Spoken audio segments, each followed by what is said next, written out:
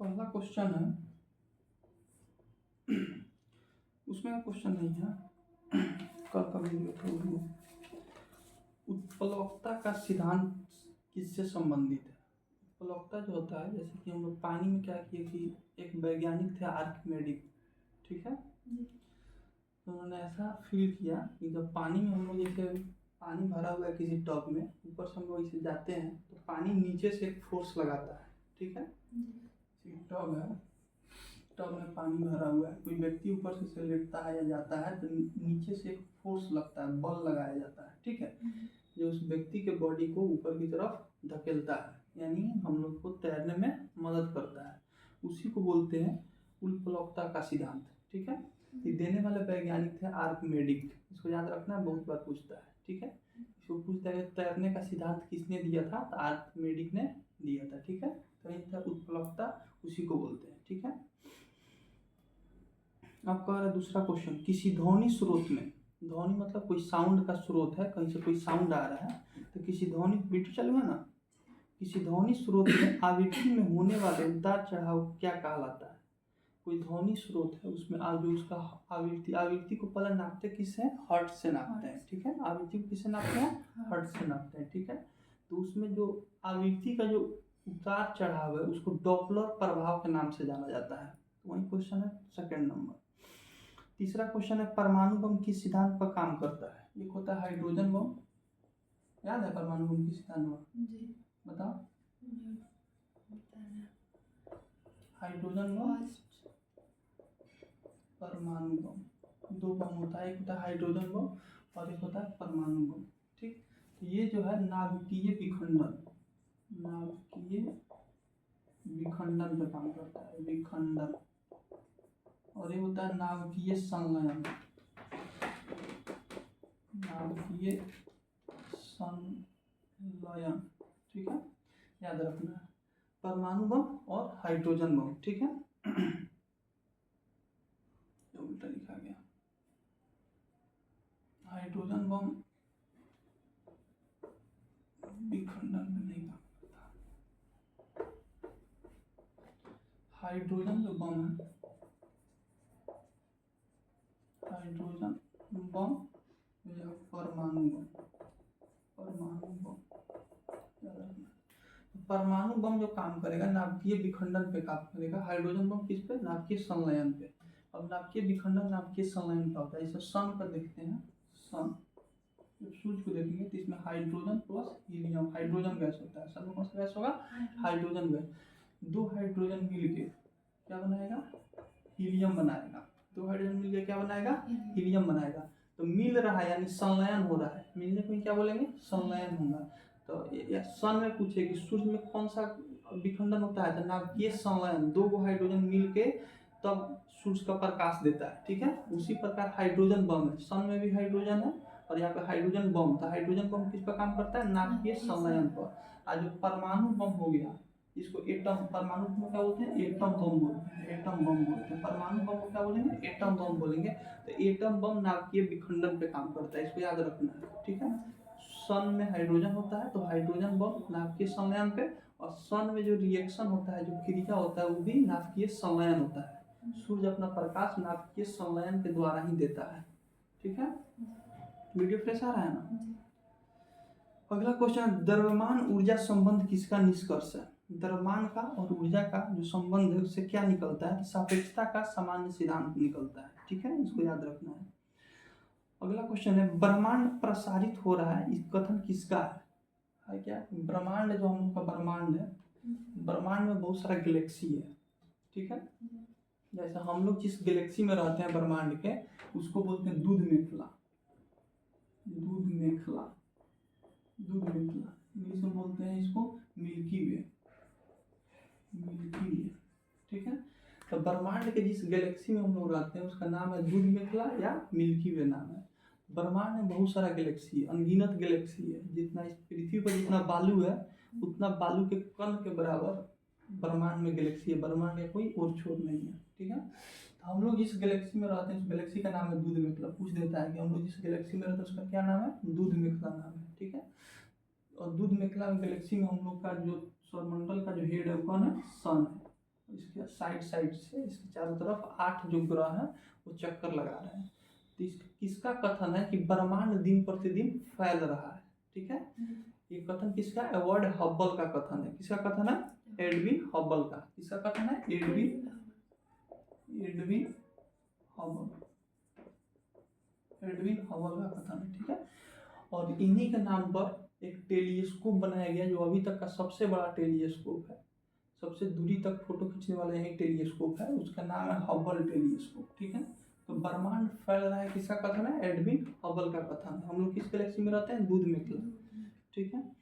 ग्रहों के गति का नियम किसने प्रतिपादित किया था? याद है? ग्रहों का गति का नियम, ग्रह जो गति करता है, जैसे पृथ्वी हो गया, वेनस हो गया, मार्स हो गया, जुपिटर हो गया, तो जो भी ग्रह गति करता है, तो ग्रहों का गति का नियम किसने दिया था? केपलर ने दिया था। इसको डायरेक्ट याद रखना है, केपलर बहुत इंपॉर्टेंट क्वेश्चन है। ग्रहों के गति का नियम किसने दिया था? केपलर ने दिया था। पृथ्वी तथा अन्य ग्रह सूर्य के चक्कर लगाते हैं, किसका कथन है? कह रहा है कि पृथ्वी, और पहले क्या था? पहले के लोग सोचते थे कि पृथ्वी है और पृथ्वी के चारों तरफ सूर्य चक्कर लगा रही है, ठीक है, ऐसा लोग सोचते थे। लेकिन बाद में ऐसा पता चला कि सूर्य पृथ्वी का चक्कर नहीं लगा रहा है, सूर्य का चक्कर हम लोग लगा रहे हैं, और जितने भी ग्रह हैं सारे सूर्य का चक्कर लगा रहे हैं। तो कह रहा है पृथ्वी तथा अन्य ग्रह सूर्य का चक्कर लगाते हैं, किसका कथन है? कोपरनिकस का कथन है, ठीक है।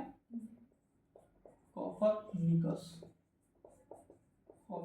का कथन है कि पृथ्वी और अन्य ग्रह सूर्य का चक्कर लगा रहे हैं, किसका कथन है? कोपरनिकस का कथन है, ठीक है। जैसे पूछ दिया गया क्वेश्चन, तारों एवं सूर्य में ऊर्जा का स्रोत क्या है? अभी बताए थे। तारा और सूर्य, हाँ, कौन सा रिएक्शन होता है उसमें? ये बता रहा, नाभिकीय संलयन होता है। तो सूर्य क्या है? तारा है। तो वही कह रहा है तारा और सूर्य में कौन सा ऊर्जा का स्रोत क्या है? नाभिकीय संलयन, ठीक है।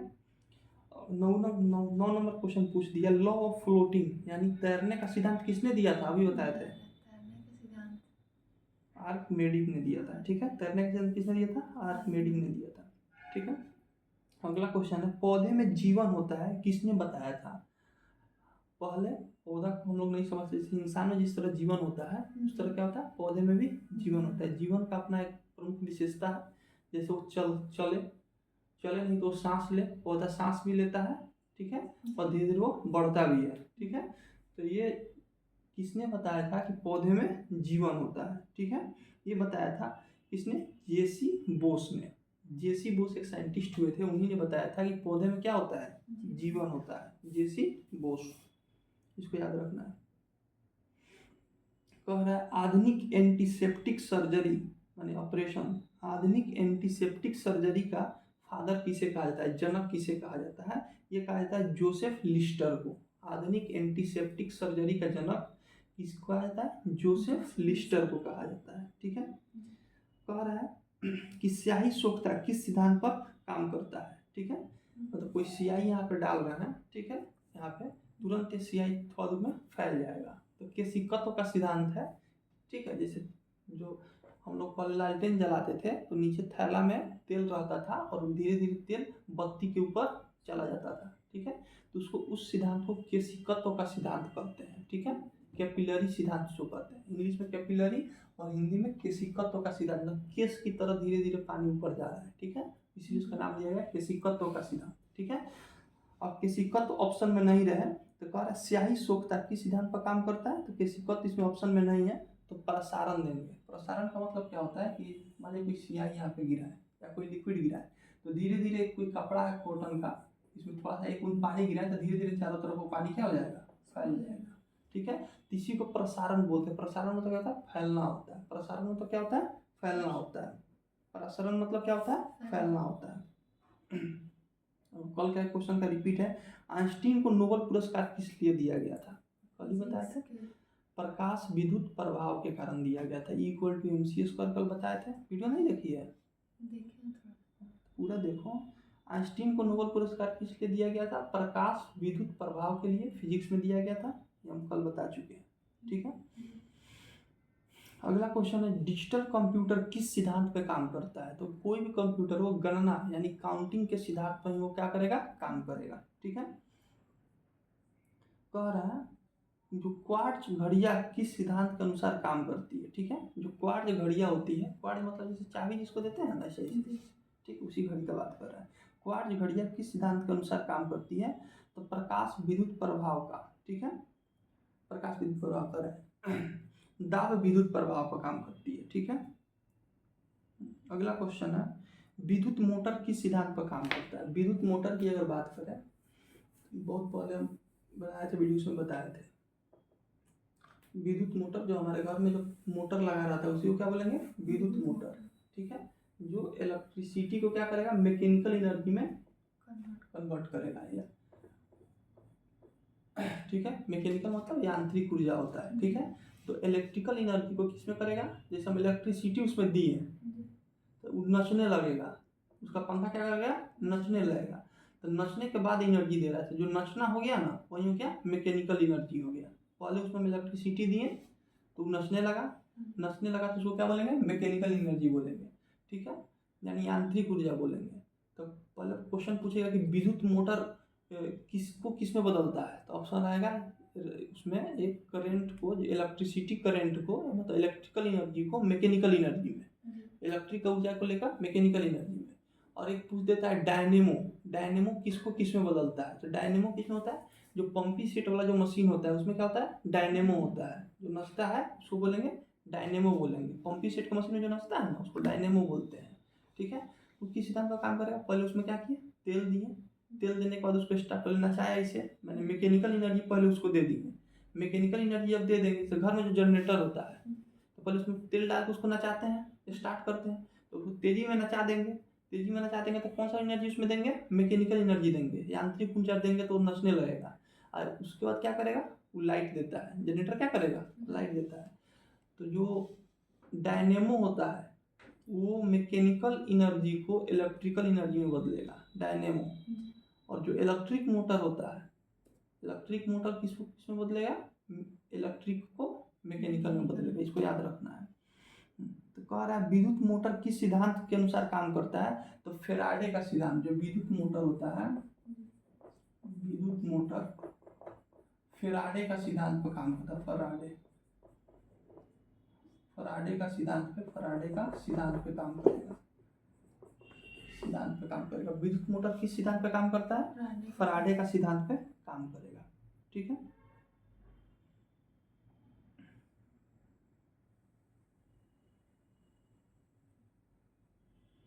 ठीक है, कह रहा है रडार की कार्य प्रणाली किस सिद्धांत पर काम करती है। रडार जानते हो, रडार क्या होता है, हाँ, रडार होता है जैसे मान लीजिए कि जैसे यहाँ पे हेलीकॉप्टर आने वाला है या कोई प्लेन आने वाला है, ठीक है, तो हर एयरपोर्ट पे एक रडार होगा, ठीक है। जितना भी जैसे कोई देश है तो देश के हर जगह क्या होता है, रडार होता है। और रडार का क्या काम है कि कोई बाहरी देश का प्लेन अगर भारत में घुसता है तो भारत का रडार उसमें से एक किरण, ऐसे हमेशा इसमें से किरण एक रे निकलते रहता है, ठीक है, चारों तरफ निकलते रहेगा, ठीक है। इसका एक निश्चित हाइट होता है, उसी हाइट तक ये रे जाता है। और मान लीजिए यहाँ से कोई प्लेन ऐसे गुजर रहा है तो रे इसमें से टकराएगा प्लेन से जाके, तुरंत आकर बता देगा कि इतना डिग्री के एंगल पे एक कोई अननोन चीज उड़ रहा है। तो भारत वाला देखेगा कि हमारे देश का चीज उड़ रहा है कि दूसरे देश का चीज उड़ रहा है, ठीक है, क्योंकि हमारे देश का चीज उड़ रहा है तो एसीटी को पता रहेगा, वो मतलब एयरपोर्ट पे पता रहेगा कि कोई प्लेन यहाँ से यहाँ जा रही है। तो ये रडार का काम है। तो रडार क्या कर रहा है, एक किरण को भेज रहा है यहाँ पे, मतलब रे को भेज रहा है, कोई तरंग भेज रहा है, रेडियो एक्टिव तरंग भेज रहा है, और तरंग उससे टकरा के वापस आ जा रही है, ठीक है। तो ये होता है रडार का काम, ठीक है। तो कह रहा है रडार की कार्य प्रणाली किस सिद्धांत पर काम करती है, तो अभी बताए थे रेडियो तरंग के अपवर्तन पे, ठीक है। रेडियो तरंग के क्या किस पे, अपवर्तन पे काम करता है रडार का, ठीक है। इसको याद रखना है, यहाँ से कोई तरंग भेजेगा, कोई रे भेजेगा, टकरा के वापस आएगा। चलिए अगला क्वेश्चन है, हाइड्रोजन बम आधारित होता है, किस पर आधारित होता है, हाइड्रोजन नाभिकीय संलयन पर। अगला क्वेश्चन है, लेंज का नियम किसे कहते हैं, बहुत बड़ी क्वेश्चन पूछा है, लेंज का नियम, ठीक है।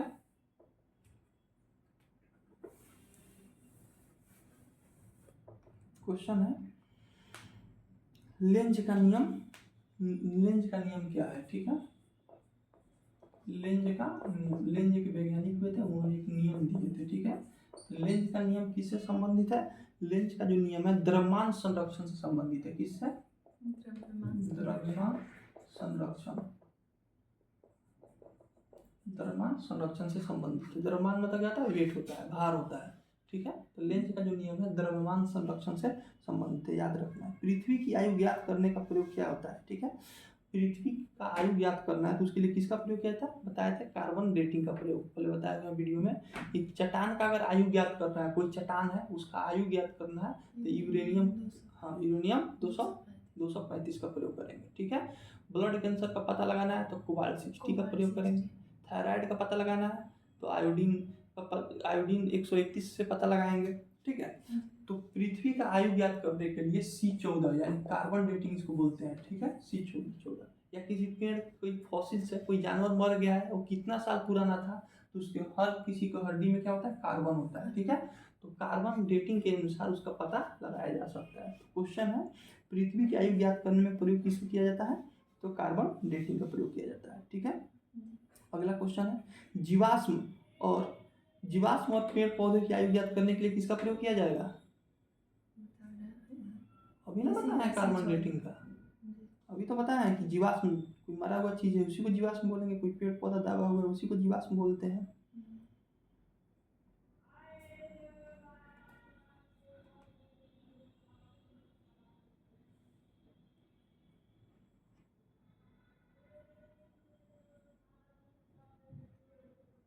अगला क्वेश्चन है प्राकृतिक वर्ण का सिद्धांत किसने दिया था? प्राकृतिक वर्ण का सिद्धांत किसने दिया था? ठीक है, तो प्राकृतिक वर्ण का सिद्धांत दिया था चार्ल्स डार्विन। किसने दिया था? चार्ल्स डार्विन ने दिया था।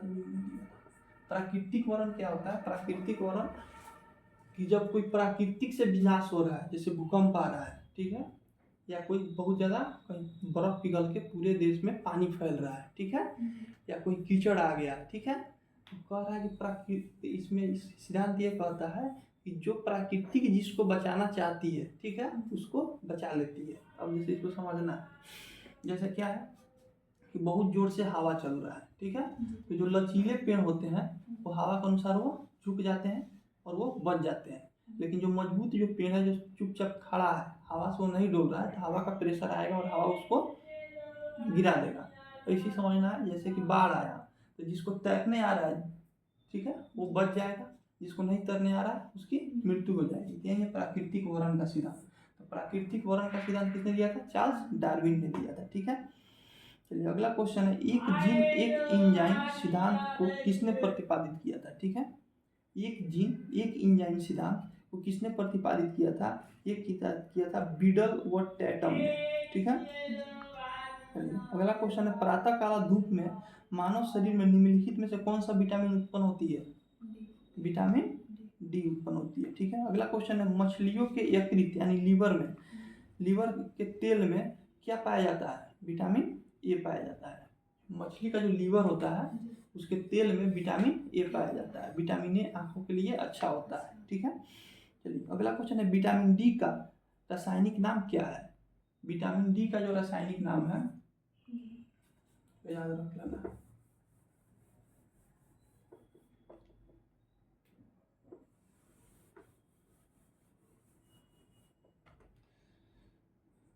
विटामिन डी का रासायनिक कैल्सीफेरॉल है,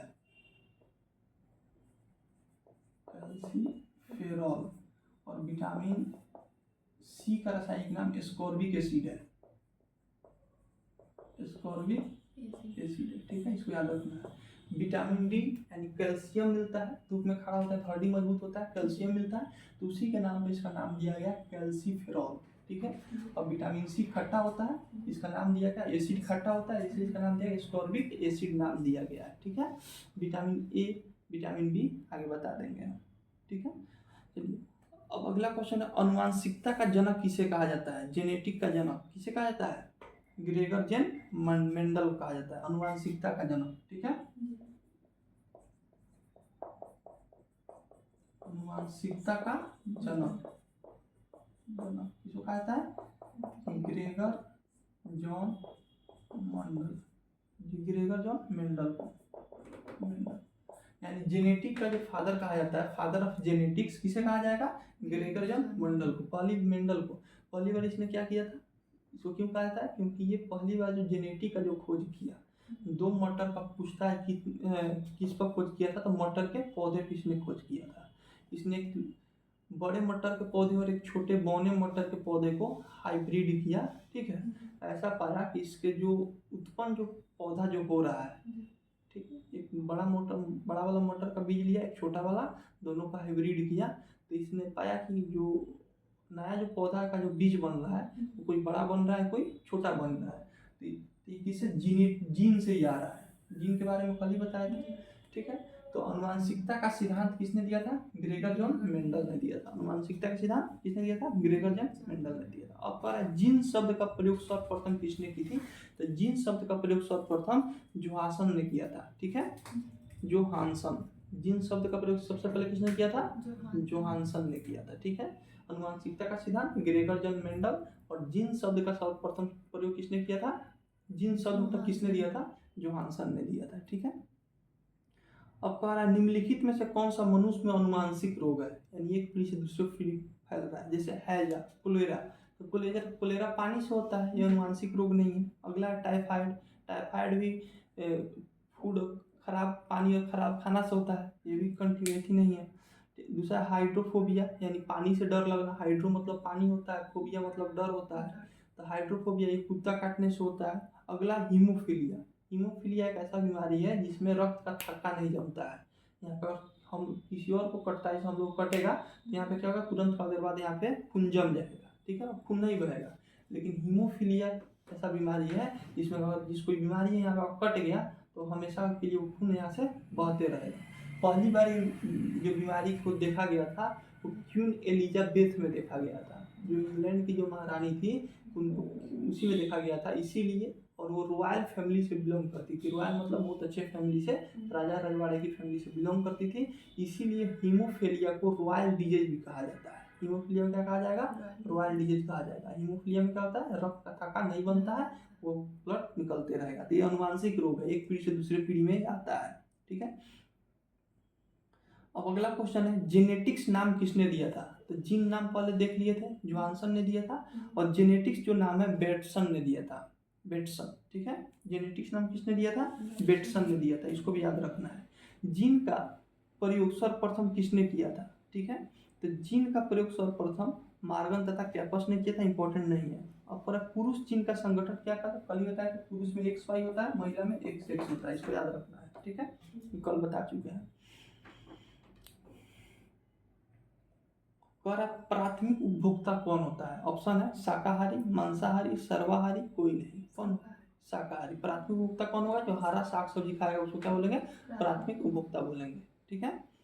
चलिए अगला क्वेश्चन है द्वितीय उपभोक्ता कौन होता है? शाकाहारी, सर्वाहारी, मांसाहारी?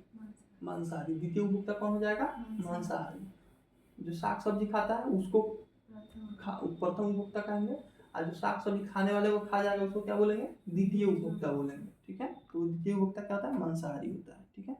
सहजीविता का उदाहरण क्या है? सहजीविता का उदाहरण है लाइकेन। सहजीविता, सहजीविता का उदाहरण क्या है? लाइकेन, ठीक है। लाइकेन सहजीविता क्या होता है? जैसे दो पेड़ है, ठीक है, जैसे दो जीव है जो एक दूसरे पर क्या है? आश्रित है। जैसे देखेंगे हम लोग, जैसे कोई बड़ा सा पेड़ होता है, उसमें एक लतरने वाला पौधा होता है, अमरबेल, अमरबेल, ठीक है। जो दो पेड़ हो गया, एक पेड़ एक तना वाला इसे पेड़ है, ठीक है, और इसी के ऊपर एक दूसरा पौधा है अमरबेल, जो इसके ऊपर इसे लतर के फल रहा है, ठीक है। तो इसमें क्या है कि दोनों में से किसी को घाटा नहीं है, दोनों में से नहीं, ये पौधा नहीं इसको खराबी कर रहा है, ना ये पौधा इसको खराबी कर रहा है, बशर्ते जो ये ताना वाला जो पौधा है ये लतरने वाले पौधे को क्या सहयोग कर रहा है, इसी को बोलते हैं सहजीविता, ठीक है। इसको क्या बोलेंगे? सहजीविता।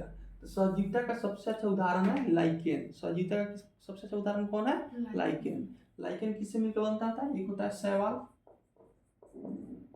शैवाल होता है, और एक और कोई होता है, ठीक है। तो शैवाल का काम क्या है कि ये क्या करेगा, इसे शैवाल का काम क्या है कि धूप के रोशनी में क्या करता है? खाना बनाता है।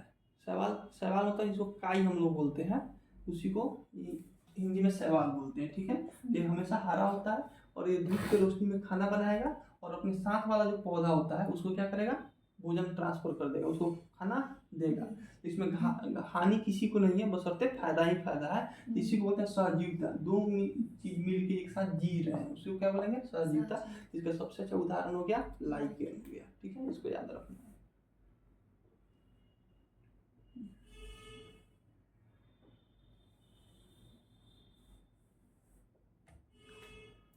इकोलॉजी शब्द का सर्वप्रथम प्रयोग किसने किया था, तो रिटर ने किया था। इकोलॉजी शब्द सर्वप्रथम प्रयोग किसने किया था, रिटर ने। इकोलॉजी शब्द दिया किसने था, ठीक है, इकोलॉजी शब्द दिया किसने था, ठीक है, ecosystem. Ecosystem Tansley देता है, टेंसले। ठीक है, इसको याद रखना है। इकोलॉजी कौन देता है, इकोलॉजी जो देगा हेकल ने देगा, हेकल। ठीक है, दोनों को याद रखना है। सिस्टम से टेंशन होता है, सिस्टम से क्या होता है, टेंशन होता है, तो टेंशन याद रखना। इको सिस्टम पूछ दे, बार बार क्वेश्चन पूछता है, इसीलिए इको सिस्टम पूछे, ऑप्शन में दोनों देगा। इको सिस्टम पूछे तो सिस्टम से टेंशन होता है, तो टेंसले दे देना है टेंशन। इकोलॉजी शब्द पूछे, लॉजी मतलब क्या होता है, स्टडी। लॉजी मतलब क्या होता है, स्टडी होता है, स्टडी। तो इकोलॉजी पूछते तो हेकल ने दिया। इकोलॉजी शब्द किसने दिया था, हेकल ने दिया था। ठीक है, अब बात है कि इकोलॉजी शब्द का सर्वप्रथम प्रयोग किसने किया था, इकोलॉजी शब्द का सर्वप्रथम प्रयोग किसने किया था, रिटर ने किया था। किसने किया था, रिटर ने किया था। इकोसिस्टम शब्द किसने दिया था, टेंसन ने दिया था। इकोलॉजी शब्द हेकेल ने दिया था और इकोलॉजी शब्द का सर्वप्रथम प्रयोग रिटर ने किया था। इसको याद रखना है। अगला क्वेश्चन है, वातावरण एवं जीवों के संबंध का अध्ययन को क्या कहते हैं, पारिस्थितिकी कहते हैं। ठीक है, वातावरण प्लस उसमें रहने वाले जीवों का जो अध्ययन करता है उसको पारिस्थितिकी बोलते हैं। ठीक है, अब अगला क्वेश्चन, जीन किससे बने होते हैं, जो जीन होता है, जीन किससे बने होते हैं, डीएनए से बने होते हैं। इसमें ऑप्शन में आरएनए भी रहेगा और प्रोटीन भी रहेगा, इसी तो देख के मानना है कि जीन किससे बने होते हैं, डीएनए से बने होते हैं। ठीक है, जीन किससे बने होते हैं, डीएनए। ये बताएं, लाइकेन सहजीवी पाए जाते हैं, शैवाल और कवक। लाइकेन किससे मिलकर बना होता है, शैवाल और कवक। लाइकेन होता है, अभी बताया ना, सहजीविता का सबसे उदाहरण। तो लाइकेन किससे मिला होता है, एक तो शैवाल बता दिए थे, शैवाल, और दूसरा होता है कवक यानी फंगस। ठीक है, तो लाइकेन जो मिलकर बना होता है शैवाल और कवक से मिलकर बना, इसको याद रखना है। और लाइकेन सबसे अच्छा वायु प्रदूषण का संकेतक होता है, सबसे अच्छा किसका, SO2 का। जहाँ पे वायु प्रदूषण होगा, जहाँ पे हवा में गंदगी होगी, वहाँ पे लाइकेन नहीं होता है। ठीक है, तो पूछता है कि लाइकेन सबसे अच्छा किसका संकेतक है, वायु प्रदूषण का। और वायु प्रदूषण में किसका, सल्फर डाइऑक्साइड SO2 का। ठीक है, लाइकेन किससे मिलकर बना होता है, शैवाल प्लस कवक से मिलकर बना होता है। ठीक है, ठीक है, अगला क्वेश्चन है, सारगोसो समुद्र का नाम किससे पड़ा। सारगोसो एक समुद्र है, ठीक है, उसका नाम, समुद्र का एक पार्ट है सारगेसो उसको बोलते हैं। इसका नाम किससे मतलब प्रेरणा लेके पड़ा है, ये हो गया ब्रायोफाइटा के कारण। सारगेसो जो समूह है, सारगेसो जो समुद्र है उसका नाम किसके कारण पड़ा है, ब्रायोफाइटा के कारण। ब्रायोफाइटा,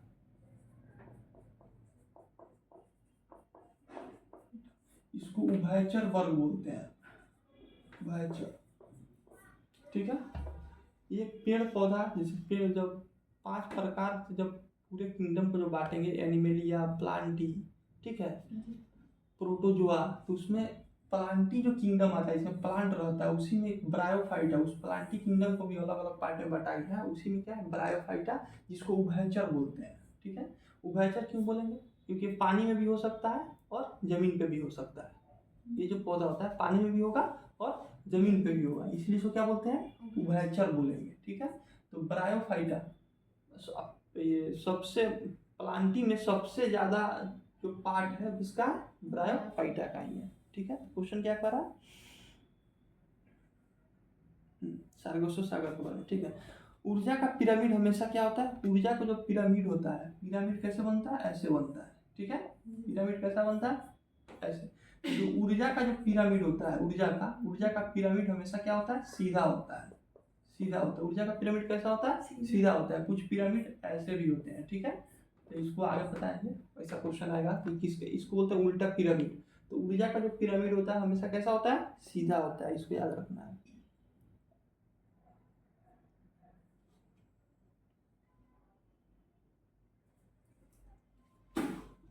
अगला क्वेश्चन है, निम्न में से कौन अजैविक कारक है जिसमें मतलब जिसमें जान नहीं है? अजैविक कारक किसको बोलेंगे? जिसमें जान नहीं हो। ऑप्शन है जल, तापमान, कार्बोहाइड्रेट और सभी। क्या होगा? सभी होगा। अजैविक मतलब बोलेंगे जिसमें जान नहीं हो। मनुष्य के किस प्रकार के गुणसूत्र में लिंग निर्धारण होता है? पहले बता दिए, एक्स वाई। 23वां गुण होता है एक्स वाई, उसी में होता है, ठीक है। सबसे बड़ा गुणसूत्र कौन सा होता है? सबसे बड़ा जो गुणसूत्र होता है ट्रिलियम होता है। कौन सा होता है? ट्रिलियम। ट्रिलियम सबसे बड़ा जो गुणसूत्र होता है कौन सा होता है? ट्रिलियम होता है। ट्री से याद रखना है, ट्री बड़ा होता है, ठीक है। तो सबसे बड़ा जो गुणसूत्र किसका होता है? ट्रिलियम का होता है। सबसे छोटा जो गुणसूत्र किसका होता है? शैवाल का होता है। किसका होता है? शैवाल का होता है। सबसे बड़ा गुणसूत्र किसका होता है? ट्रिलियम का। और सबसे छोटा गुणसूत्र शैवाल का होता है। जिन शब्द का पता, जिन शब्द किसने दिया था? जोहानसन ने दिया था। ये बता दिए। कब दिया था? 1902 में दिया था, याद नहीं रखना है। डीएनए की कार्यात्मक इकाई क्या होती है? तो बताए थे जो डीएनए है, पहले तो जीन किससे मिलके बना होता है? डीएनए से। जीन किससे मिलके बना होता है? जीन किससे मिलके बना होता है? डीएनए से। बहुत सारा डीएनए के मिलने के बाद क्या बनेगा? जीन मिलेगा। तो पूछ रहा है जीन की कार्यात्मक इकाई क्या है? डीएनए है। जीन की कार्यात्मक इकाई क्या है? डीएनए है। गुणसूत्रों में पाए जाने वाले अनुवांशिक पदार्थ को क्या, जैसे गुणसूत्र जब होता है, जैसे डीएनए को डबल हेलिक्स नेचर मॉडल कहते हैं डीएनए, ठीक है। ऐसे होता है। आरएनए सिर्फ ऐसे होता है, सिंगल हेलिक्स नेचर होता है। तो इस डीएनए जीन पर पाए जाने वाले छोटे छोटे,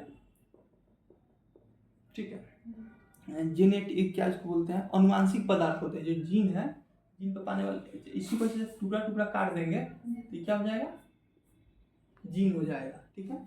डीएनए का डबल हेलिक्स नेचर है, ठीक है। इसको छोटा छोटा सेगमेंट में काट देंगे, इसको क्या बोलेंगे? जीन बोलते हैं, ठीक है। और इसी पर अनुवांशिक पदार्थ लगा हुआ होता है। इस अनुवांशिक पदार्थ को जीनोम कहते हैं। क्या कहते हैं? जीनोम कहते हैं। तो क्वेश्चन यहाँ पे है कि गुणसूत्र पर पाए जाने वाले अनुवांशिक पदार्थ को क्या कहते हैं? जीनोम। इसको क्या बोलेंगे? गुणसूत्र बोलेंगे। ऐसे पाए जाने वाले अनुवांशिक जो पदार्थ हैं, जैसे कि जिसके पिता में जो होगा, ठीक है, जो गुणसूत्र मतलब जो जीन होगा, उसके बेटा में ट्रांसफर होगा, ठीक है। तो वो अनुवांशिक पदार्थ वही होता है, ठीक है। इससे अगर पिता किसी का टकला हो तो उसका अनुवांशिक पदार्थ फिर आगे गुणसूत्र पे आके आ जाएगा, ठीक है। तो इसी अनुवांशिक पदार्थ को क्या बोलेंगे? जीनोम बोलते हैं। अनुवांशिक पदार्थ को क्या बोलेंगे? जीनोम। इसको याद रखना है। कह रहा है संपूर्ण जेनेटिक कोड का पता किसने लगाया था? तो भारत के एक वैज्ञानिक थे हरगोविंद खुराना, ठीक है। क्वेश्चन है संपूर्ण जेनेटिक कोड का पता किसने लगाया था? तो हरगोविंद खुराना ने लगाया था। इसको याद रखना है, ठीक है। अगला क्वेश्चन है हरगोविंद खुराना को जेनेटिक कोड का पता लगाने के लिए नोबेल पुरस्कार कब दिया गया था? 1968 में दिया गया था। हरगोविंद खुराना को बायोलॉजी का नोबेल पुरस्कार 1968 में दिया गया था। अगला क्वेश्चन है अनुवांशिक जो रोग होता है, रंग कलर ब्लाइंडनेस इसको बोलते हैं। रंग वर्णता बोलते हैं इसको, ठीक है। इंग्लिश में होता है कलर ब्लाइंडनेस, ठीक है। कलर ब्लाइंडनेस जो होता है, एक होता है नाइट ब्लाइंडनेस, दूसरा होता है कलर ब्लाइंडनेस। दोनों को देख लेना है। नाइट ब्लाइंडनेस एक होता है, वीडियो कैसा आ रहा है? ब्लाइंडनेस, ठीक है। दो, एक नाइट ब्लाइंडनेस होता है, एक होता है कलर ब्लाइंडनेस। तो नाइट जो ब्लाइंडनेस होता है विटामिन ई के कमी के कारण होता है। विटामिन ए के कमी के कारण। इसको बोलते हैं रतौंधी। हिंदी में क्या बोलते हैं? रतौंधी। जैसे ही अंधेरा होगा, जैसे हमारे आँख में दो तरह का सेल पाया जाता है, ठीक है। एक होता है कोन शेप सेल, ठीक है। तो हमारे आँख को कलर जो देने वाला काम करता है वो कोन शेप सेल ही देता है, ठीक है। तो पूछ लेता है कि रंग के लिए कौन सा सेल जिम्मेवार है? कोन। अब इसको कैसे याद रखना है? होली में हम लोग कोना वाला ऐसे टोपी पहनते हैं। होली किसका त्यौहार है? रंगों का त्यौहार है, ठीक है। तो जो कोन शेप का जो सेल होता है हमारे आँख में, वो रंग के लिए जिम्मेवार होता है, ठीक है। तो रतौंधी विटामिन ए के कमी के कारण इसका संख्या क्या होता है, घट जाता है, इसका संख्या क्या हो जाएगा, घट जाएगा। तो नाइट ब्लाइंडनेस जो रोग है विटामिन ए की कमी के कारण होता है, इसको बोलते हैं रतौंधी, अंधेरा होगा दिखाई देना बंद हो जाएगा।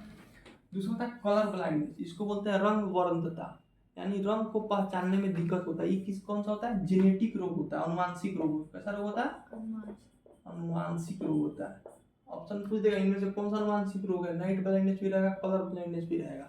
तो जो कलर ब्लाइंडनेस है ये कौन सा रोग होता है, अनुवांशिक रोग होता है। इसमें किस चीज को देखने में दिक्कत होता है, कौन सा, लाल और हरा, इसको हरा और लाल, दो कलर को पहचानने में दिक्कत होता है। इसलिए जब हम डॉक्टर के पास जाते हैं तो कोई वर्ड दिखाता है कंप्यूटर पे, तो उसके पीछे का जो बैकग्राउंड रहता है तो या तो लाल रहेगा नहीं तो हरा रहेगा, ठीक है। तो कलर ब्लाइंडनेस जो रोग है ये अनुवांशिक रोग है। इसमें कौन सा कलर देखने में दिक्कत होता है, लाल और हरा देखने में दिक्कत होता है, ठीक है। अब पहले बता चुके हैं, पूछ रहा है लाइकेन सूचक होते हैं, बता चुके हैं कि लाइकेन वायु प्रदूषण के सूचक होते हैं, ठीक है, बता चुके हैं। जीवों के प्राकृतिक चयन का सिद्धांत किसने दिया था, शुरू में ही बता दिए थे, डार्विन ने दिया था प्राकृतिक वर्ण का सिद्धांत। वही क्वेश्चन बताया ना डार्विन वाला, कि वो बाढ़ आता है तो कैसे जीव बच सकता है। हाँ, तो वही कह रहा है जीवों के प्राकृतिक चयन का सिद्धांत किसने दिया था, डार्विन ने दिया था। मानव गुणसूत्र की कितनी कुल संख्या होती है, 46 गुण, 23 जोड़ा यानी 46 गुण। तो डीएनए का डबल हेलिक्स मॉडल किसने दिया था, जो डीएनए में डबल हेलिक्स मॉडल होता है, डीएनए में कैसा होता है, डबल हेलिक्स, आरएनए में सिंगल होता है। तो डीएनए का डबल हेलिक्स मॉडल किसने दिया था, वाटसन और क्रिक ने दिया था। किसने दिया था, वाटसन और क्रिक ने दिया था, क्रिक ने दिया था। तो डीएनए में डबल हेलिक्स मॉडल होता है, आरएनए में सिंगल हेलिक्स मॉडल होता है, ठीक है।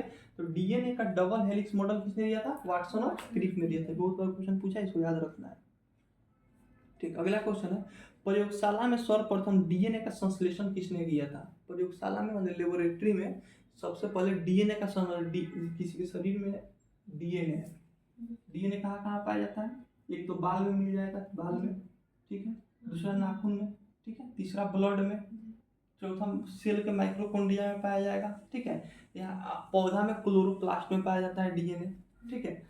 इस चीज को याद रखना है। तो कह रहा है कि डीएनए का सबसे पहले डीएनए को निकाला, जैसे मान लो कि हमको बाल में से डीएनए निकालना है, जैसे किसी का लड़का है और पता नहीं चल रहा है किसका बेटा है, और कोई कह रहा है कि मेरा बेटा है, तो दोनों का बाल एक तोड़ेंगे और दोनों का डीएनए मिलाएंगे, ठीक है, कि दोनों का डीएनए सेम है कि नहीं। तो वही क्वेश्चन कह रहा है कि डीएनए का संश्लेषण सर्वप्रथम किसने किया था, भारत के वैज्ञानिक थे हरगोविंद खुराना, हरगोविंद खुराना। नोबेल पुरस्कार का मिला था 1968 में, नोबेल पुरस्कार मिला था। और किसने मिला था, ये डीएनए के संश्लेषण के लिए इनको नोबेल पुरस्कार मिला था, ठीक है, डॉक्टर हरगोविंद खुराना को, ठीक है। तो डीएनए का सर्वप्रथम प्रयोगशाला में संश्लेषण किसने किया था, डॉक्टर हरगोविंद खुराना, ठीक है। अगला क्वेश्चन है, जीन अवस्थित होते हैं, तभी बताया जीन होता है, गुणसूत्र होता है, ये इसको क्या बोलेंगे, गुणसूत्र बोलेंगे। इसी पर क्या होता है, जीन होता है, इसका छोटा छोटा जो सेगमेंट अगर काट देंगे इसी को क्या बोलेंगे, जीन बोलते हैं। इसी में अगर छोटा छोटा जेनेटिक जो पदार्थ होता है, अनुवांशिक पदार्थ, उसको क्या बोलेंगे, जीनोम बोलते हैं, उसको क्या बोलेंगे, जीनोम बोलते हैं, इसको याद रखना है। अगला क्वेश्चन है, विकास का सिद्धांत किसने प्रतिपादित किया था, ठीक है। तो प्राकृतिक वर्ण का सिद्धांत या विकास का सिद्धांत किसने दिया था, डार्विन ने दिया था। ये कैसा रहा है, डार्विन ने दिया था, ठीक है। प्राकृतिक वर्ण और विकास का सिद्धांत दोनों किसने दिया था, डार्विन ने दिया था। प्राकृतिक वर्ण का सिद्धांत हो या विकास का सिद्धांत हो, किसने दिया था, चार्ल्स डार्विन ने दिया था, ठीक है। चलिए अगला क्वेश्चन है, हृदय का पहला प्रतिस्थापन किसके द्वारा किया गया था। हृदय हार्ट ट्रांसप्लांट की बात कर रहा है, किसी और का हार्ट किसी और में लगा देना, इसी को क्या बोलते हैं, हार्ट ट्रांसप्लांट बोलेंगे। तो कह रहा है कि पहली बार हार्ट जो ट्रांसप्लांट हुआ था वो किसने किया था, तो क्रिश्चियन बर्नार्ड नाम के एक साउथ अफ्रीका के साइंटिस्ट थे, ठीक है। बहुत बार क्वेश्चन पूछ चुका है, इसलिए याद रखना है। हृदय पर प्रत्यारोपण, प्रत्यारोपण मतलब पता है फिर से दोबारा से रोप देना। जैसे क्या करते हैं, जैसे धान के खेत में क्या होता है, धान का बीज होता है, उसको फिर से उगाते हैं, फिर किसी और खेत में ले जाके रोप देते हैं, तो उसको बोलते हैं प्रत्यारोपण। तो हृदय प्रत्यारोपण किसने सबसे पहले किया था, तो ये किए थे क्रिश्चियन बर्नार्ड ने किया था। किसने किया था, क्रिश्चियन बर्नार्ड, ठीक है, इसको नाम को याद रखना है, क्रिश्चियन बर्नार्ड। और पूछता है क्रिश्चियन बर्नार्ड कहाँ के रखने वाले थे? दक्षिण अफ्रीका के, साउथ अफ्रीका, दक्षिण अफ्रीका। ठीक है, तो सबसे पहली बार हृदय का ट्रांसप्लांट, एक किसी और का हृदय किसी और में लगाने का काम किसने किया था? क्रिश्चियन बर्नार्ड ने किया था। और कहाँ के रहने वाले थे? दक्षिण अफ्रीका के रहने वाले थे। ठीक है, अगला क्वेश्चन है वंशागति का नियम का अध्ययन क्या कहलाता है? बताए थे एक वंश से दूसरे वंश में जो बीमारी चलती है उसको अनुवांशिकी कहते हैं। कह रहा है वंशगति के नियमों का अध्ययन को क्या कहा जाता है? अनुवांशिकी कहा जाता है। ठीक है, अगला क्वेश्चन उत्परिवर्तन का सिद्धांत किसने दिया था? उत्परिवर्तन का जो सिद्धांत है, उत्परिवर्तन का जो सिद्धांत है किसने दिया था? ये दिया था डी ब्रिज ने। हुगो डी ब्रिज इसको बोलते हैं, हुगो डी ब्रिज बोलते हैं, ब्रिज। ठीक है, तो उत्परिवर्तन का सिद्धांत किसने दिया था? हुगो डी ब्रिज। ये सब स्टैटिक वाला क्वेश्चन है, वन लाइनर, इसको ऐसे याद ही करना पड़ेगा। उत्परिवर्तन का सिद्धांत किसने दिया था? हुगो डी ब्रिज ने दिया था। ठीक है, प्राकृतिक वर्ण का सिद्धांत किसने दिया था? अभी बताए थे, डार्विन ने दिया था। ठीक है, सबसे बड़ा फूल कल बता दिए थे, रेफ्लेशिया होता है। हवा में ध्वनि का वेग कितना होता है? 332 मीटर पर सेकेंड। हवा में ध्वनि का वेग कितना होता है? 332 मीटर पर सेकेंड। एक सेकेंड में अगर हम लोग कोई चीज बोल रहे हैं तो एक सेकेंड में 332 मीटर जा सकता है। ठीक है, वही है 332 मीटर पर सेकेंड, यानी एक सेकेंड में 332 मीटर जा सकता है। हवा में ध्वनि का वेग 332 मीटर पर सेकेंड होता है। ठीक है, अगला क्वेश्चन है धमेक स्तूप कहाँ है? ठीक है,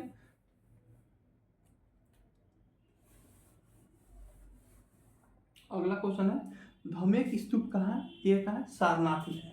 तो जो सारनाथ का जो स्तूप बनाया था किसने बनाया था? अशोक ने। सारनाथ में जो स्तूप बना था किसने बनाया था? अशोक ने। और उस स्तूप का नाम क्या है? धामेक स्तूप। उस स्तूप का नाम क्या है? धामेक स्तूप। धामेक धामेक स्तूप कहाँ है? सारनाथ में। किसने बनवाया था? अशोक ने बनवाया था। ठीक है, अब कह रहा है चीनी का रासायनिक सूत्र बताइए। बहुत लोग पूछते हैं, एक होता है चीनी, एक होता है ग्लूकोज। ठीक है, चीनी C6H12O6। ग्लूकोज का क्या सूत्र होता है? C6 कार्बन 6 गो, हाइड्रोजन 12 गो, ऑक्सीजन 6 गो। ग्लूकोज का सूत्र होता है। चीनी का क्या हो जाएगा? 12 22 11 होता है। चीनी का क्या होता है? 12 22 11, इसे याद रखना है। C12H22O11। ठीक है, दोनों पूछ के कंफ्यूजन करता है। ग्लूकोज का C6H12O6, चीनी का होता है C12H22O11। 12 22 11 ये को याद रखेंगे, ये हो जाएगा 6 12 6। इसको ग्लूकोज में 6 12 6 याद रखना है। कार्बन 6 हाइड्रोजन 12, इसमें बस इसको याद रखना है C12H22O11। ठीक है, ये था चीनी का। सबसे बड़ा उपग्रह कौन सा है? सबसे बड़ा ग्रह बृहस्पति है, और उसी का उपग्रह गैनीमेड है, सबसे बड़ा उपग्रह है। ठीक है, अगला क्वेश्चन है बृहस्पति का अध्ययन करने वाला पहला उपग्रह कौन सा था? तो वाइजर फर्स्ट, गैनीमेड उसका उपग्रह है। ठीक है, प्राकृतिक उपग्रह है। अब अध्ययन करने के लिए हम लोग भी अपना उपग्रह सैटेलाइट, उपग्रह का इंग्लिश क्या होता है? सैटेलाइट होता है। तो उसका अध्ययन करने के लिए, जैसे चांद का अध्ययन, पृथ्वी का अध्ययन करने के लिए हम लोग अलग अलग तरह से उपग्रह अपना मानव निर्मित उपग्रह भेजते हैं, जिससे मौसम का पता चले। ठीक है, आंधी तूफान का पता चले, रेडियो सिग्नल है, तो अलग अलग हम लोग उपग्रह भेजते हैं। तो क्वेश्चन है बृहस्पति का अध्ययन करने के लिए कि बृहस्पति पर क्या है क्या नहीं है, तो सबसे पहला मानव निर्मित कौन सा उपग्रह भेजा गया था? वायेजर फर्स्ट भेजा गया था। कौन सा? वायेजर फर्स्ट भेजा गया था। ये अमेरिका का नासा का उपग्रह था, वायेजर फर्स्ट। ठीक है, अगला क्वेश्चन है भीमबेटका की गुफाएं किस राज्य में है? ठीक है, भीमबेटका की जो गुफा है कहाँ है? मध्य प्रदेश में। कहाँ है? MP में है, मध्य प्रदेश में। भीमबेटका की गुफा कहाँ है? मध्य प्रदेश में है। चलिए, अगला क्वेश्चन है पश्चिमी शिक्षा की नींव भारत में किसने रखी थी? ठीक है, पश्चिमी मतलब जो अंग्रेजों की जो शिक्षा थी, जब मैप में देखेंगे तो लोग पश्चिम साइड है। ठीक है, तो इसी बोलेंगे पश्चिमी शिक्षा, यानी जो इंग्लिश वाली जो शिक्षा है उसको क्या बोलेंगे? पश्चिमी शिक्षा बोलेंगे। तो क्वेश्चन है पश्चिमी शिक्षा की नींव भारत में किसने रखी थी? तो ये मैकाले ने रखा था। किसने रखा था? मैकाले आयोग का गठन भी होता है, ठीक है। तो पश्चिमी शिक्षा की नींव भारत में किसने रखी थी? मैकाले ने रखी थी, इसको याद रखना है। चलिए, हमारे पृथ्वी को कितने समय जोन में विभाजित किया गया? कितने टाइम जोन में हमारी पृथ्वी को? 24, बहुत पहले बता चुके हैं। भारत में एक टाइम जोन है, भारत में कहीं भी जाएंगे सबका घड़ी समान है। पाकिस्तान में 2 टाइम जोन है, ठीक है, सब बताया हुआ है। तो पृथ्वी को कितने टाइम जोन में विभाजित किया गया है? 24 टाइम जोन में, यानी 24 जगह ऐसा है जहाँ पे अलग अलग टाइमिंग चल रहा है। जैसे यहाँ से नेपाल चल जाएंगे तो वहाँ का टाइमिंग और नेपाल का टाइमिंग अलग हो जाएगा, ठीक है। तो ऐसे ही हमारी पृथ्वी को 24 टाइम जोन में विभाजित किया गया है, इसको याद रखना। अगला क्वेश्चन है पेपर यानी कागज का आविष्कार कहाँ हुआ था? चाइना में हुआ था। 12वीं सदी में कागज, 6ठी या 12वीं सदी में कागज का जो आविष्कार हुआ था कहाँ हुआ था? चाइना में हुआ था। पहले छाल पे लिखा जाता था, ठीक है। पहले ताम्रपत्र आता था, तांबा का पतला सा परत आता था, उस पर लिखा जाता था। उससे पहले जो पशु पक्षी होते थे उसके चमड़े पे लिखा जाता था, ठीक है। तो पेपर का आविष्कार कहाँ हुआ था? चाइना में हुआ था, इसको याद रखना है।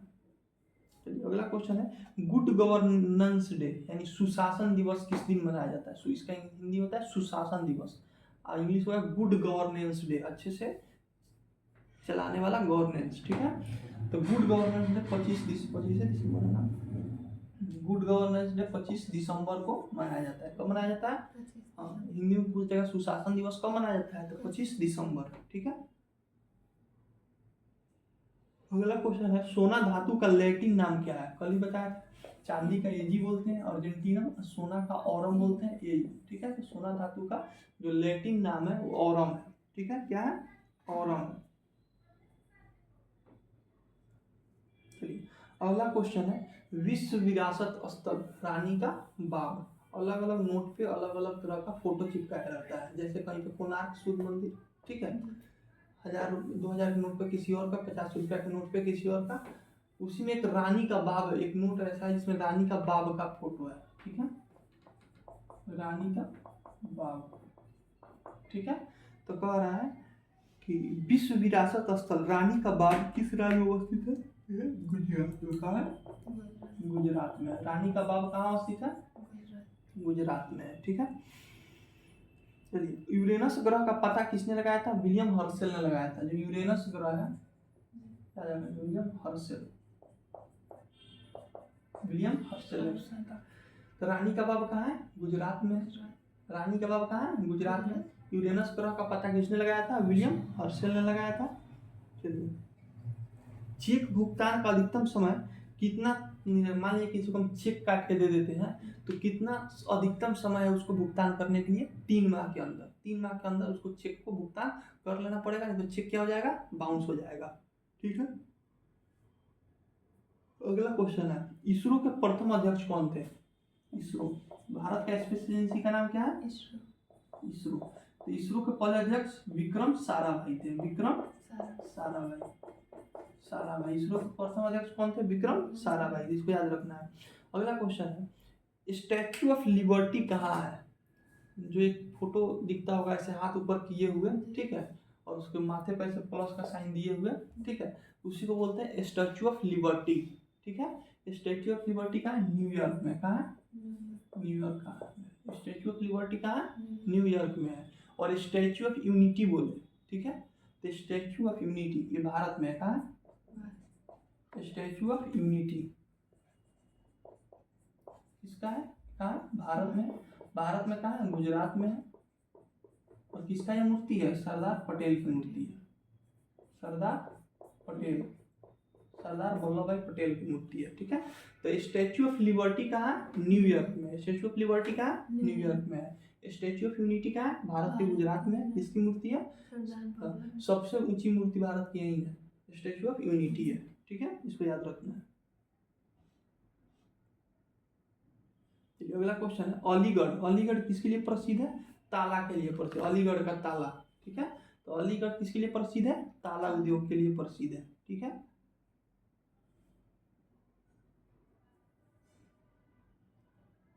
चलिए, अगला क्वेश्चन है पहला अंतरराष्ट्रीय मैच किस 2 देशों के बीच खेला गया था? तो यूएसए और कनाडा के बीच खेला गया था, इसको इसी देख लेना, इंपॉर्टेंट नहीं है। तारा प्रथम अवस्था में किस रंग का दिखाई देता है? मान लीजिए कोई तारा बनता है, सूर्य क्या है? एक तारा है, तो प्रथम अवस्था शुरू में जब सूर्य को हम लोग सुबह सुबह देखें तो कैसा दिखाई देता है, किस रंग का, लाल। तो वही चीज कह रहा है कि तारा प्रथम अवस्था में किस रंग का दिखाई देगा, लाल रंग का। चलिए अगला है स्टील सिटी। पहले तो राउल केला को क्या बोलते हैं, राउल केला क्या बोलते हैं, इसको बोलते हैं स्टील सिटी, इस्पात नगरी। स्टील सिटी, स्टील मतलब होता है इस्पात नगरी। भूल जाएगा इस्पात नगरी किसको बोलते हैं, राउल केला का पश्चिम बंगाल में, पश्चिम बंगाल में। ठीक है, तो क्वेश्चन है स्टील सिटी राउल केला किस नदी के किनारे स्थित है, तो कौन सा नदी होगा, ब्राह्मणी नदी। ठीक है, इंपॉर्टेंट नहीं है लेकिन इसे याद रखना है। राउल केला को क्या बोलते हैं, इस्पात नगरी बोलते हैं। राउल केला को क्या बोलेंगे, इस्पात नगरी यानी स्टील सिटी बोलेंगे। ठीक है, चलिए अब कह रहा है विश्वत पर।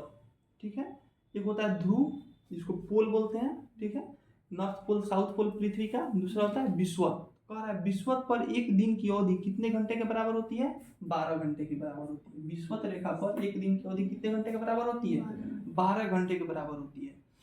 चलिए अगला क्वेश्चन है ग्रहों का कक्षा का आकार कैसा होता है। मान लीजिए सन है, सन के चारों तरफ ऐसे ग्रह घूम रहे हैं। ठीक है, तो कह रहा है इनका जो कक्षा है, इस पे जो घूम रहे हैं, ये जो ऑर्बिट है, इसका आकार कैसा होता है, अंडाकार। इसका आकार कैसा होता है, अंडाकार, ऐसे होता है अंडाकार। ठीक है, इनका आकार कैसा होता है, अंडाकार होता है। अंडाकार अगर ऑप्शन में नहीं रहे तो स्पाइरल मारेंगे। ठीक है, स्पाइरल किसको बोलते हैं, स्पाइरल वाला कॉपी देखी है, इसे गोला गोला लगाया था अंदर, उसी को स्पाइरल बोलते हैं। तो अंडाकार नहीं रहेगा तो स्पाइरल मारेंगे, लेकिन जब अंडाकार ऑप्शन में रहेगा तो अंडाकार ही मारेंगे।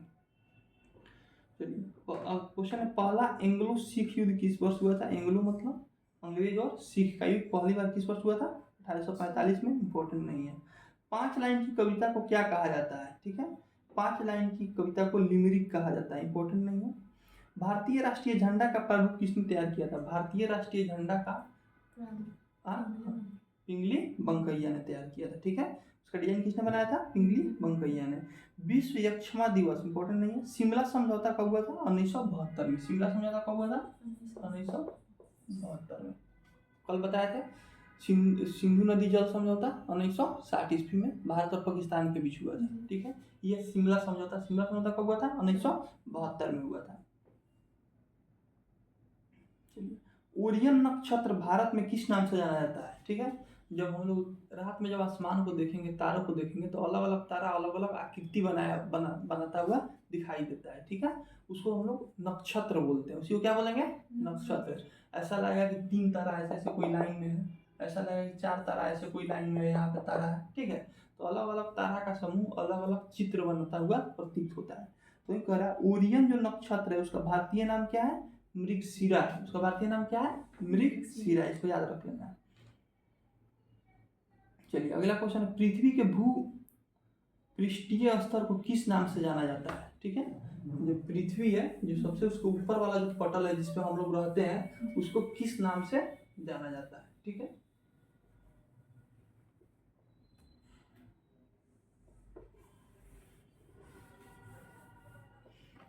पृथ्वी को जब ऐसे काटेंगे, ठीक है, जैसे कोई पृथ्वी है, ठीक है, जो काटे तो यहाँ का होता है सियाल, SIAL। यहाँ का होता है सीमा, SIMA। ठीक है, और यहाँ पे इसका कोड होता है CORE। ठीक है, तो इसको याद रखना है, इसको दो को अलग अलग कर देना है। ठीक है, सियाल और सीमा। ठीक है, तो सियाल SI मतलब होता है सिलिकॉन, ये मतलब होता है अल्मुनियम। यहाँ से होता है सिलिकॉन, या मैग्नीशियम। ठीक है, इसको याद रखना। तो पृथ्वी का जो मान लीजिए गोलाई पृथ्वी है, तो ऊपर वाला जो पोर्शन है इसमें क्या पाया जाएगा, सियाल पाया गया है, सिलिकॉन और अल्मुनियम। इसीलिए कल बताया था कि पृथ्वी में सबसे ज्यादा क्या, ऑक्सीजन, ऑक्सीजन के बाद सिलिकॉन, सिलिकॉन के बाद, क्योंकि सिलिकॉन यहाँ भी है और यहाँ भी है, तो पृथ्वी में सबसे पहले ऑक्सीजन, ऑक्सीजन के बाद सिलिकॉन, उसके बाद अल्मुनियम। ठीक है, इसको याद रखना है। तो पृथ्वी का जो भूपटल है उसमें सबसे ज्यादा क्या पाया जाएगा, उसको क्या बोलते हैं, सियाल बोलते हैं। इसको याद रखना है। चलिए अगला क्वेश्चन है भूटान देश की मुद्रा क्या है। जैसे भारत की मुद्रा क्या है, रुपया है, तो भूटान देश की जो मुद्रा क्या है, न्यूग्लेट्रम है। ठीक है, न्यूग्लिट्रम, ठीक है। भूटान देश की मुद्रा क्या है? न्यूग्लिट्रम, इसको याद रखना है। श्रीलंका किस वर्ष स्वतंत्रता प्राप्त हुई थी?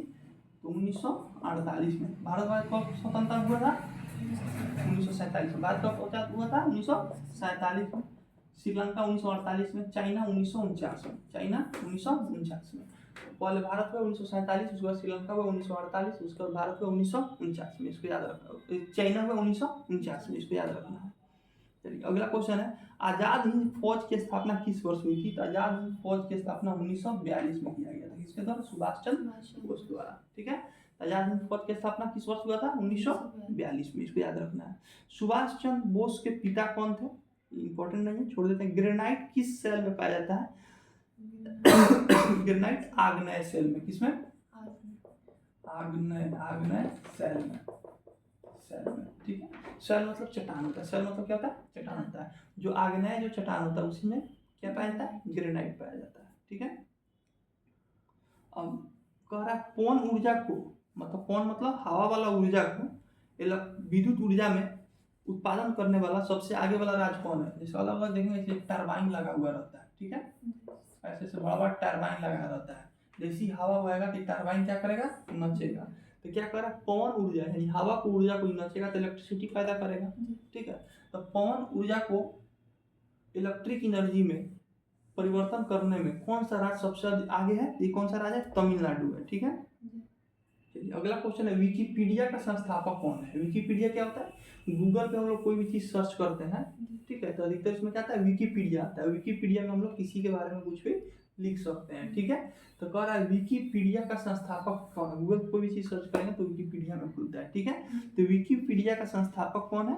ये जेम वेल्स, इंपॉर्टेंट नहीं है। अगला क्वेश्चन है, महासागरों का तापमान बढ़ती है गहराई के साथ घटती है, ठीक है। जैसे जैसे गहराई नीचे जाएंगे उसका तापमान क्या हो जाएगा? घट जाएगा, ठीक है। चलिए अगला क्वेश्चन है, मौसम का अध्ययन किसके अंतर्गत किया जाता है? मौसम का जो अध्ययन किया जाता है, जैसे अभी बताया ना, लॉजी शब्द अध्ययन के लिए आता है, ठीक है।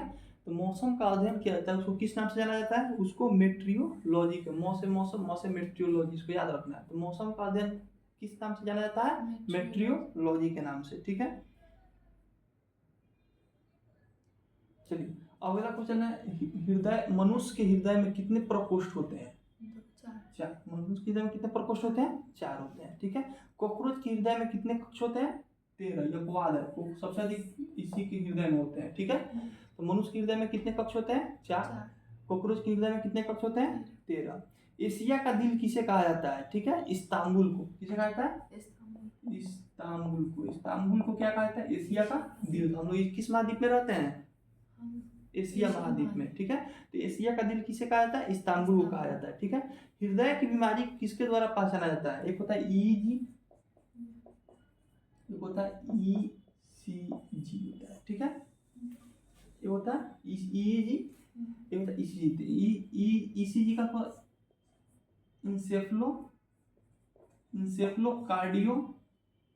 कार्डियोग्राफी, ठीक है। कार्डियोग्राफी। तो कार्डियो किसको बोलते हैं? कार्डियो बोलेंगे हृदय को। हृदय को क्या बोलते हैं? कार्डियो। क्यों बोलते हैं? क्योंकि हृदय का जो मांसपेशी होता है वो कार्डिक मसल से बना हुआ रहता है, ठीक है। हृदय का मांसपेशी, जैसे हम लोग कलेजी खाते हैं, कलेजी का मांसपेशी और मुर्गा का और मीट का मांस अलग होता है, तो क्योंकि वो अलग मांसपेशी से बना रहता है, ठीक है। तो हृदय का जो मांसपेशी होता है, ठीक है, इसको बोलते हैं इंसेफ्लोग्राफ, इसको बोलते हैं, ठीक है। तो सी इसमें लग गया। सी मतलब क्या था? कार्डियो। इंसेफ्लोकार्डियोग्राफी। तो कार्डियो क्या हो गया? हृदय के मांसपेशी से रिलेटेड है। तो क्वेश्चन क्या का, हृदय की बीमारी को किससे पता करेंगे? ईसीजी से। अब मस्तिष्क का बीमारी ईजी से, ठीक है, याद रखना है। इसमें सी आ गया यानी कार्डियो आ गया। कार्डियो मतलब हृदय हो गया। तो हृदय की बीमारी किससे? ईसीजी से। और मस्तिष्क का किससे? ईजी से, ठीक है, इसको याद रखना है। अगला क्वेश्चन है, बालू पर उगने वाले पौधे को क्या कहा जाता है? बालू पर उगने वाले पौधे को सेमोफाइट कहा जाता है, ठीक है। काकोरी कांड किस वर्ष हुआ था? काकोरी ट्रेन डकैती 1925 में हुआ था। इसको काकोरी ट्रेन एक्शन कहते हैं। रामप्रसाद बिस्मिल, राजेंद्र लाहिड़ी, ठीक है, अशफाकुल्ला खान, इसको हम बताए थे। काकोरी ट्रेन डकैती 1925 में हुआ था, ठीक है। अगला क्वेश्चन, मेढक में कितने गुणसूत्र होते हैं? इंपॉर्टेंट नहीं है, 26 गुणसूत्र होते हैं। उजला सोना किसे कहा जाता है? कपास जो होता है ना, कपास जिससे कॉटन यानी रुई जिससे बनता है, उसी को क्या बोलते हैं? उजला सोना बोलते हैं। उसको क्या बोलते हैं? उजला सोना। उजला सोना किसको बोलेंगे? कपास को बोलेंगे। उजला सोना किसको बोलेंगे? कपास को। काला सोना किसको बोलेंगे? काला सोना कोयला को। काला शीशा किसको बोलेंगे? ग्रेफाइट को। जो पेंसिल में जो रहता है ना ब्लैक कलर का, उसी को क्या बोलते हैं? ग्रेफाइट। तो काला शीशा बोले तो किसको बोलेंगे? ग्रेफाइट को। काला सोना किसको? कोयला को। उजला सोना किसको? उद्योग की रोटी किसको? हाँ, उद्योग की रोटी भी कोयला को ही बोलते हैं। उद्योग की रोटी किसको बोलेंगे? कोयला को बोलते हैं। भारत से बर्मा किस वर्ष अलग हुआ? 1937 में। भारत से बर्मा 1937 में।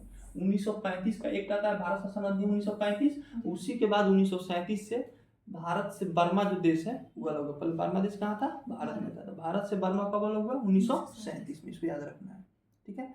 गोल्डन पैगोडा मंदिर कहाँ है? गोल्डन पैगोडा मंदिर का म्यांमार में है। म्यांमार में, ठीक है। इसको सुंदर बौद्ध मंदिरों का देश भी म्यांमार को कहा जाता है, ठीक है। म्यांमार में अधिकतर बौद्ध मंदिर है, ठीक है। तो सुंदर बौद्ध मंदिरों का देश किसको कहा जाएगा? म्यांमार को। गोल्डन पैगोडा देश किसे कहा जाएगा? म्यांमार को, याद रखना है। समुद्री घास में क्या पाया जाता है? तो समुद्र में क्या पाया जाएगा? आयोडीन पाया जाएगा। समुद्री घास में क्या पाया जाता है? आयोडीन पाया जाता है। मानचित्र का अध्ययन को क्या कहते हैं? मानचित्र का जो अध्ययन होता है उसको क्या बोलते हैं? कार्टोग्राफी बोलते हैं। क्या बोलते हैं? कार्टोग्राफी बोलते हैं। कोई मानचित्र है उसका अध्ययन कर रहा है तो क्या बोलेंगे? कार्टोग्राफी बोलेंगे। मानचित्र का अध्ययन क्या बोलेंगे? कार्टोग्राफी। मेढक के हृदय में कितने प्रकोष्ठ होते हैं? हाँ, 3। मेढक के हृदय में 3, मनुष्य में 4, मेढक में 3, कॉकरोच में 13, ठीक है। चलिए, लाइसोसोम में कितने प्रकार के एंजाइम पाए जाते हैं? लाइसोसोम में 24 प्रकार के एंजाइम पाए जाते हैं। इंपॉर्टेंट नहीं है। न्यूटन के गति के नियम में बल का व्यंजक किससे प्राप्त होता है? तो न्यूटन ने 3 नियम किया था। पहला नियम जिसको क्या बोलते हैं? जड़त्व का नियम बोलते हैं, ठीक है। कोई जो चीज जिस अवस्था में रहेगा उसी अवस्था में रहना चाहेगा। दूसरा जो नियम है F = ma, father equal to माँ, फादर इक्वल टू माँ, ये दूसरा नियम है, ठीक है। Force equal to mass into acceleration, ठीक है। द्रव्यमान गुणे त्वरण, बल इक्वल टू द्रव्यमान गुणे त्वरण होता है। तो कह रहा है न्यूटन के किस गति के नियम से बल का व्यंजक, यानी बल किससे, वो फोर्स का मान किससे निकल रहा है? मास इनटू एक्सेलरेशन से। तो किस नियम में दिया गया है? दूसरा नियम में दिया गया। पहला नियम तो गति का, जड़त्व का नियम है, ठीक है। तो याद रखना है। अगला क्वेश्चन है, प्लूटो ग्रह की खोज किस वर्ष की गई थी? 1930 में। अब प्लूटो ग्रह को ग्रह के श्रेणी से कब हटाया गया था? 2006 में। इसको याद रखना है। 2006 में कह दिया कि प्लूटो क्या है? बौना ग्रह है, इस ग्रह के श्रेणी में नहीं रहेगा, ठीक है। तो प्लूटो की खोज 1930 में की गई थी। हटाया कब गया था इसको ग्रह के श्रेणी से? 2006 में हटा दिया गया था, ठीक है। अंकुरित अनाज में कौन सा विटामिन पाया जाता है? तो अंकुरित अनाज में विटामिन सी पाया जाता है। अंकुरित अनाज में कौन सा विटामिन पाया जाता है? विटामिन सी पाया जाता है। और विटामिन सी हमारे रोग प्रतिरक्षा प्रणाली के लिए अच्छा होता है, ठीक है। रोगों से लड़ता है वो, ठीक है। चलिए, अगला क्वेश्चन है, मोनोकल्चर का संबंध किससे है? तो मोनोकल्चर का संबंध अनाज उत्पादन से है, ठीक है। चलिए, पशुपतिनाथ मंदिर कहाँ स्थित है? जो पशुपतिनाथ मंदिर है कहाँ है? काठमांडू, नेपाल में। पशुपतिनाथ मंदिर कहाँ है? काठमांडू, नेपाल में है। मनु स्मृति किस भाषा में लिखी गई थी? तो मनु स्मृति थी संस्कृत में लिखी गई थी, ठीक है। सीटी स्कैन में सीटी का क्या नाम, उसका फुल फॉर्म क्या होता है? तो कंप्यूटराइज टोमोग्राफी। सीटी स्कैन में सीटी, सी और टी जो होता है उसका फुल फॉर्म कंप्यूटराइज टोमोग्राफी होता है, इसमें देख लेना है। ब्लैक गोल्ड किसे कहा जाता है? काला सोना किसे कहा जाता है? कोयला को कहा जाता है, अभी हम लोग पढ़े हैं। काला शीशा ग्रेफाइट को कहा जाता है, ठीक है। ब्लैक गोल्ड पेट्रोलियम इसमें दिया है, इसको देख लेना। ब्लैक गोल्ड किसे कहा था? पेट्रोलियम को, पेट्रोलियम, इसको देख लेना एक बार। मक्खी का लार्वा, सबसे छोटा स्तनी कौन सा है? पहले बताए थे अंडा देने वाला, एक सीधे बच्चा देने वाला होता है। तो सबसे छोटा जो स्तनी होता है कौन होता है? छुछुंदर होता है, ठीक है। सबसे छोटा स्तनी कौन सा होता है? छुछुंदर होता है। चलिए, अगला क्वेश्चन है, गीता का अंग्रेजी अनुवाद किसने किया था? कल ही बताए थे, विलियम विल्किंस ने किया था, यानी जिसको चार्ल्स विल्किंस भी कहा जाता है, ठीक है। चलिए, अगला क्वेश्चन है, किस मुगल बादशाह ने अपनी आत्मकथा खुद से लिखी थी? तो एक एकमात्र मुगल बादशाह था अकबर, जो अनपढ़ था, तो वो अपना आत्मकथा वो खुद नहीं लिखा। बाकी जितने भी मुगल बादशाह थे वो अपना आत्मकथा खुद से लिखे। अकबर अनपढ़ था, तो उसका आत्मकथा अब्दुल फजल लिखा, अकबरनामा। ठीक है, चलिए अगला क्वेश्चन है, इंदिरा गांधी ट्यूलिप गार्डन किस नगर में, जो ट्यूलिप गार्डन कहता है फूलों का गार्डन को क्या बोलते हैं, ट्यूलिप गार्डन बोलते हैं। ठीक है, तो इंदिरा गांधी ट्यूलिप गार्डन, जहाँ भी ट्यूलिप शब्द आ जाए उसको आंसर क्या हो जाएगा, जम्मू कश्मीर हो जाएगा। ठीक है, तो इंदिरा गांधी ट्यूलिप गार्डन कहाँ है, श्रीनगर में, श्रीनगर का है जम्मू कश्मीर में। ठीक है, भारत का सबसे बड़ा टाइगर रिजर्व कौन सा है, नागार्जुन सागर श्रीशैलम में है। ठीक है, भारत का सबसे बड़ा टाइगर रिजर्व कहाँ है, नागार्जुन सागर श्रीशैलम में है। ठीक है, चलिए अगला क्वेश्चन है, विश्व कैंसर दिवस किस दिन मनाया जाता है, 4 फरवरी को। नेत्र रोग का चिकित्सक क्या कहलाता है, अंकुलिस्ट उसको बोलते हैं, देख लेना। न्यूटन के गति के किस नियम से बल की परिभाषा मिलती है, तो बल की परिभाषा, बल का व्यंजक द्वितीय नियम से, व्यंजक मतलब उसका मान, अब बल की परिभाषा प्रथम नियम से, जिसको क्या बोलते हैं, जड़त्व का नियम बोलते हैं। तो बल का व्यंजक पूछे, F इक्वल टू एम है, F इक्वल टू एम है, इसमें बल का मान निकल रहा है, किस नियम से निकल रहा है, दूसरे नियम से। अब बल की परिभाषा पूछे तो प्रथम नियम, इसको याद रखना है। चलिए, जायद फसल का उदाहरण कौन सा है, एक होता है रबी फसल, एक होता है खरीफ फसल, दूसरा होता है जायद फसल। तो रबी फसल क्या होता है, रबी फसल गेहूं हो गया रबी फसल, धान हो गया खरीफ फसल। आई दोनों फसल के बीच में जो महीना जो होता है, जो अभी कटाएगा गेहूं, इसके बीच में जो फसल जो रोपा जाएगा इसको क्या बोलेंगे, जायद फसल बोलेंगे। ठीक है, जिसमें क्या होता है, खरबूज वरबूज हो जाता है। ठीक है, तो जायद फसल का उदाहरण क्या हो जाएगा, खरबूज, ककड़ी, तरबूज, ये सब हो जाएगा। ठीक है, मछली के हृदय में कितने प्रकोष्ठ होते हैं, 2 चेम्बर होता है मछली के, मनुष्य के हृदय में 4, मेढक में 3, कॉकरोच में 13, मछली में 3, मछली में 2। ठीक है, अब बता दिए मस्तिष्क की बीमारी किसके द्वारा पता चला जाता है, बता दिए EEG द्वारा। ठीक है, EEG के द्वारा, मस्तिष्क की बीमारी किसके द्वारा, EEG के द्वारा, और इसका बीमारी हृदय का ECG के द्वारा। ठीक है, 1 ग्राम वसा कितने कैलोरी ऊर्जा उत्पन्न करती है, 9.3 किलो कैलोरी। 1 ग्राम जो फैट होता है वो 9.3 किलो कैलोरी ऊर्जा देता है। ठीक है, जब कोई व्यक्ति सोता है तो उसका ब्लड प्रेशर कम हो जाता है, इसको याद रखना है। ठीक है।